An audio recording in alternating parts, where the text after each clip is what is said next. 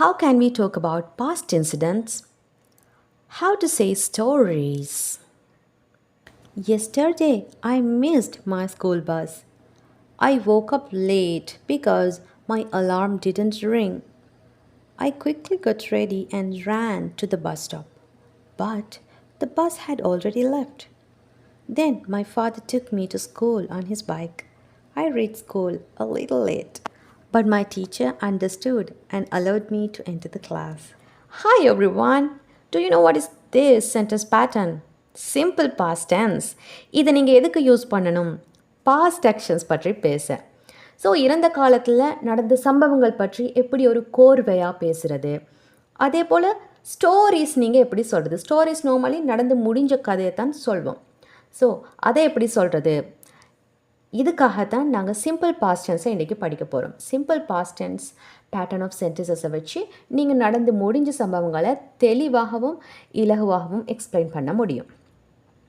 அதுக்காக நாங்கள் இன்று அதோட சென்டென்ஸ் ஸ்ட்ரக்சர், எந்தெந்த இடங்களில் யூஸ் பண்ணணும், இவை எல்லாவற்றையுமே தெளிவாக பார்க்க போகிறோம் வித் எக்ஸாம்பிள் சென்டென்சஸ்.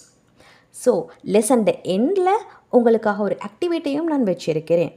ஸோ கண்டிப்பாக வீடியோ ஸ்கிப் பண்ணாமல் எண்ட் வரைக்கும் பாருங்கள்.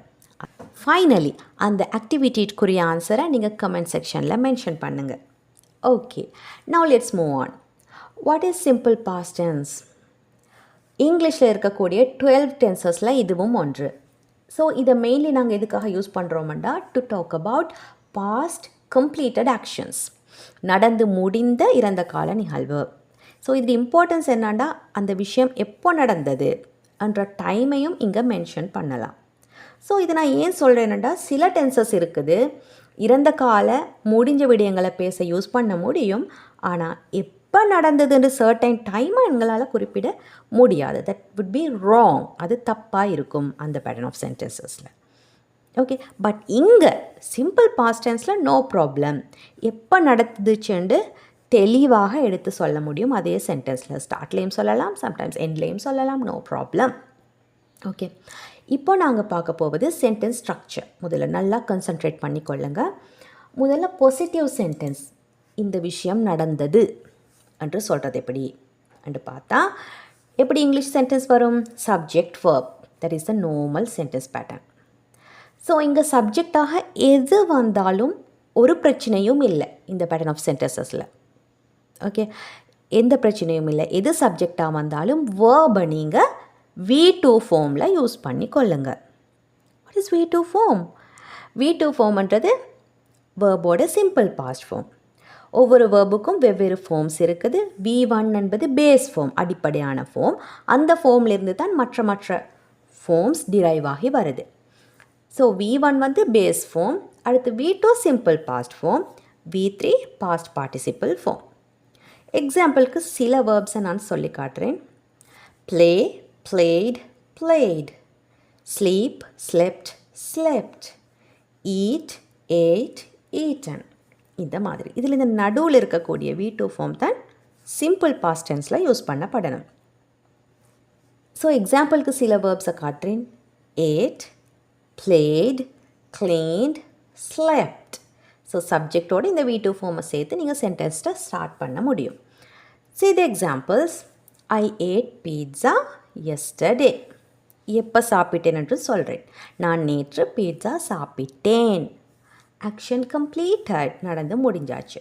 We played cricket last week. She cleaned her room last Monday. சென்ற வாரம் ரூமை சுத்தம் செய்தாள். He slept late last night. நேற்றிரவு லேட்டாக தூங்கினான். Got it? This is the positive sentence. அடுத்து நெகட்டிவ் சென்டென்ஸ் ஸ்ட்ரக்சரை பார்த்தீங்கன்னா எப்பயுமே இங்கிலீஷ் சென்டென்ஸ் ஒன்றுக்கு நெகட்டிவ், அதாவது நாட் சேர்க்குற பட்சத்தில் ஒரு ஹெல்பிங் வேர்ப் வரணும். அந்த வகையில் சிம்பிள் பாஸ்டில் நீங்கள் யூஸ் பண்ணுற helping verb did. Okay, did.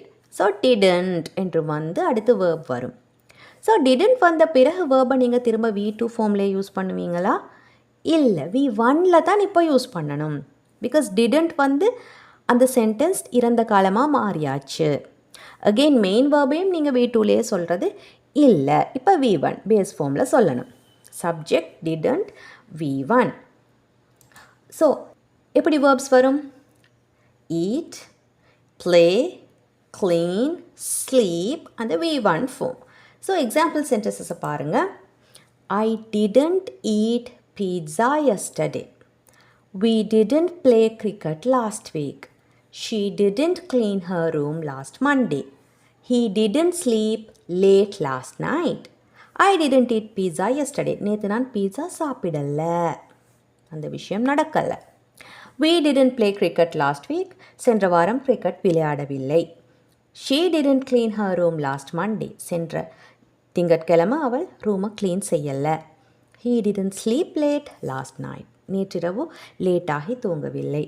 So didn't என்பது did not ஓட கண்ட்ராக்டட் ஃபார்ம். அதை மைண்டில் வச்சுக்கொள்ளுங்க.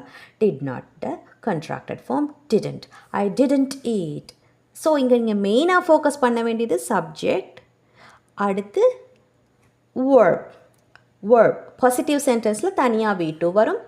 நெகட்டிவ் இல்லைன்று சொல்கிற பட்சத்தில் didn't வந்து V1 ஃபார்ம் ஆஃப் verb வரும். இதை நீங்கள் கரெக்டாக சொன்னாலே எந்த காலம் அப்படின்றது எல்லாருக்கும் புரியும். அண்டர்ஸ்டுட்? நெக்ஸ்ட் நாங்கள் பார்க்க போவது கொஷன் சென்டென்ஸ். எப்படி கொஷன் கேட்குற சென்டென்ஸ் உருவாக்குவது. ஆஸ் யூஷுவல் இங்கிலீஷில் எல்லா சென்டென்ஸும் போல தான் ஹெல்பிங் வேர்பை முன்னாடி கொண்டு வரணும், சப்ஜெக்ட்டுக்கு முன்னாடி. ஓகே, அப்போ சென்டென்ஸ் ஸ்டார்ட் பண்ணுவது டிட் இலிருந்தாக இருக்கும். இப்போ டிட் ஐ ஈட், இங்கேயும் V1 ஃபார்ம் தான், don't forget it. Okay, did you play, நீங்கள் விளையாடினீங்களா. டிட் ஹீ க்ளீன், அவன் சுத்தம் பண்ணினானா, இந்த பேட்டர்னில் வரும். அதே போல் டிடன்ட் என்று ஸ்டார்ட் பண்ணினா செய்யவில்லையா அண்டு நெகட்டிவாக அந்த கொஷனை கேட்பதாக இருக்கும். இப்போ இறந்த கால ஆக்ஷன் உண்டு, நடக்கவில்லையா என்று கேட்குற மாதிரி. டிடன்ட் ஷீ ஸ்லீப், அவள் தூங்கவில்லையா. Didn't she sleep late last night, நேற்றிரவு லேட்டாகி தூங்கவில்லையா. ஸோ பாருங்கள் example sentences. Did you eat pizza yesterday, நேற்று பீட்ஸா சாப்பிட்டியா. Didn't we play cricket last week, சென்ற வாரம் கிரிக்கெட் நாம் விளையாடவில்லையா. ஓகே, நெகட்டிவாக கேட்கப்படுது. So this is also common in our conversations. இப்போ காமனாக நாங்கள் இந்த மாதிரி நெகட்டிவான விஷயங்களையும் கொஷனாக கேட்க வேண்டி வரும். Okay, did she clean her room last Monday, அவள் சென்ற மண்டே ரூமை க்ளீன் செய்தாளா. Did he sleep late last night, அவன் நேற்றிரவு லேட்டாக தூங்கினானா. ஓகே, இங்கே டிட் ஹீ என்பதை நீங்கள் பேசுகிற பட்சத்தில் சேர்த்து பேசணும். எப்படி did he did he did he sleep late last night. Understood? So அதையும் கான்சன்ட்ரேட் பண்ணிக்கொள்ளுங்க. அப்போது உங்களோட ஸ்போக்கன் இங்கிலீஷ் ஒரு நேட்டிவ் பர்சனோட ஸ்போக்கன் மாதிரி தோற்றம் அளிக்கும். ஓகே, இவ்வாறு நீங்கள் சேர்த்து பேசுகிற பட்சத்தில். Okay, so this is all about simple past. இது வந்து ரொம்பவே இலகுவான ஒரு டென்ஸ். ஓகே, ஒரு குறிப்பிட்ட விஷயம் நடந்தாச்சு, நடந்து முடிஞ்சது என்று சொல்ல நாங்கள் யூஸ் பண்ணுறோம். இப்போது உங்களுக்காக ஒரு ஆக்டிவிட்டி நான் ரெடி பண்ணி வச்சுருக்கிறேன். ஸோ இதை நீங்கள் செஞ்சீங்கன்னா நார்மல் லைஃப்பில் இதை யூஸ் பண்ணுறதுக்கான ஒரு ஃபுல் ப்ராக்டிஸ் உங்களுக்கு கிடைச்சிடும்.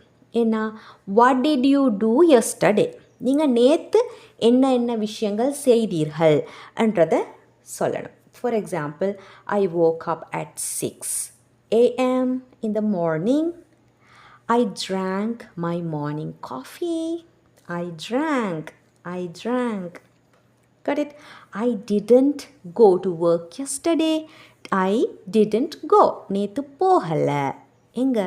work. I didn't go to work yesterday. So இந்த மாதிரி நேற்று நீங்கள் உங்களோட லைஃப்பில் நடந்த ஆக்டிவிட்டீஸ், ஓகே, இவற்றை நீங்கள் சென்டென்சஸாக கமெண்ட் செக்ஷனில் குறிப்பிடணும். அடுத்த question, what did you do on last weekend. What did you do on last weekend. இப்போ சென்ற வீக்கெண்டில் என்னென்னதெல்லாம் செஞ்சீங்க, என்ன விஷயங்கள் உங்களுக்கு நடந்துச்சு. ஓகே, விசிட்டர்ஸ் வந்தாங்களா, நீங்கள் வெளியே போனீங்களா. ஓகே, ஸோ இந்த 2 கொஷன்ஸ்க்கும் ஆன்சரை கமெண்ட் செக்ஷனில் மென்ஷன் பண்ணுங்கள். உங்களோட லைஃப்பில் என்னென்ன விஷயங்கள் நடந்தது நேற்று, அதோட லாஸ்ட் வீக்கெண்ட். ஸோ இப்படியாக நீங்கள் ப்ராக்டிஸ் பண்ணுறப்போ நீங்கள் ஒருத்தர் கூட பேசக்கூடிய சந்தர்ப்பத்துலேயும் இப்படியாக உங்களுக்கு நடந்த விஷயங்களை பேசுகிறது ரொம்பவே ஈஸியாக மாறிடும். ஓகே, ஸோ சிம்பிள் பாஸ்ட் டென்ஸ்டையும் ப்ராக்டிஸிங் லெசன் கூட நாங்கள் திரும்பவும் மீட் பண்ணுவோம். Okay, practice well till that.